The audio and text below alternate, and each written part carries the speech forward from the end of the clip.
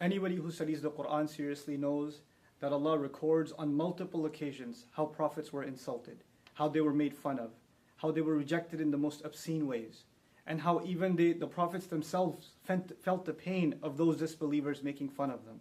Nuh alayhi salam complains about how people found him disgusting, and that they would plug their ears, with their fingers and walk away from him and pull their clothes back as a show of insult to him.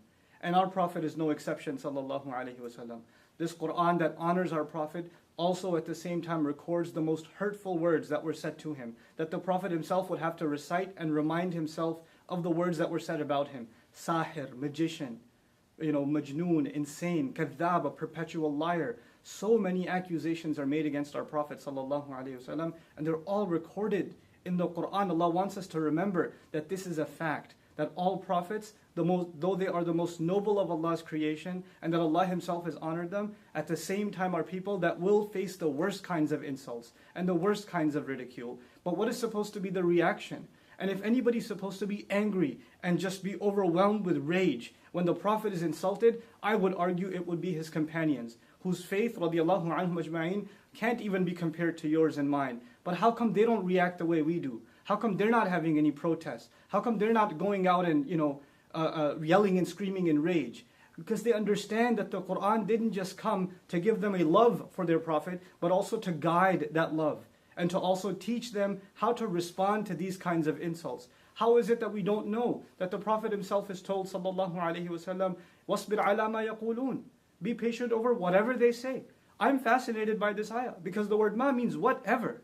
Whatever they say. Not whatever they've said, whatever they might even come up with. And the mudari' form in the Arabic suggests what they may have said in the past, but the present and even the future till this day. The Prophet's policy is to be patient himself, sallallahu alaihi wasallam. Where in the Quran does it justify our anger like this? And actually, is our anger even justified? If anything, I argue, the one thing we should feel towards those who hate us and make hateful speech towards Muslims is sorrow. We should feel sorry for these people. They can't hurt the Prophet. They can't take away his honor. It was given from the sky. It was given from Allah. Nothing on earth can take it away. No article, no cartoon, no film, no speaker, no hate speech, no form of art. It's not going to take away the dignity of our Prophet sallallahu alaihi wasallam. And these films and these kinds of attempts are futile, wasteful attempts to try to undermine the message of Islam and to misrepresent Islam. But think about it. Us reacting in this emotional manner and engaging in senseless violence, is this not also misrepresenting Islam? Aren't we doing exactly what people want, the enemies of Islam want for Islam to be misrepresented? If anything makes me angry, it's the anger at our own selves that we don't understand the policy of the Quran and how to respond to insults. Idfa' billati hiya ahsan. Respond with that which is best. Finally, I want to share with you guys, some people think that this was an early policy in Islam, that in the Meccan time of the Prophet, that he was supposed to be passive. But when the Prophet migrated, and battles began like Badr and Uhud and Ahzab and Tabuk, etc., now the policy was not to be patient, and therefore we should take that. Let's look at Ali Imran, the battle of Uhud. What does Allah say to us? وَلَا تَسْمَعُنَّ مِنَ الَّذِينَ أُوتُوا الْكِتَابَ مِنْ قَبْلِكُمْ وَمِنَ الَّذِينَ أَشْرَكُوا أَذًى كَثِيرًا. You will absolutely hear hurtful words from those who were given the book way before you and people who commit idolatry and blasphemy with God. You will hear hurtful speech absolutely coming from them.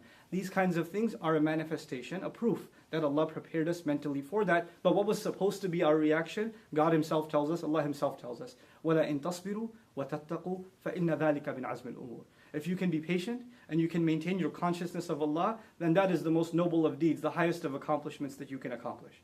That is supposed to be the reaction of the Muslim.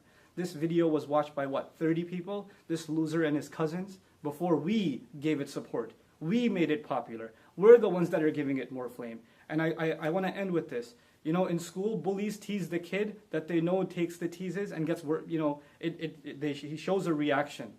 The more we react in this way, the more we're encouraging others to, pursue more hateful speech. We have to learn to respond in mature, civil, and higher discourse the way the Quran and the Sunnah of our Messenger, the legacy of our Prophet, expects from us.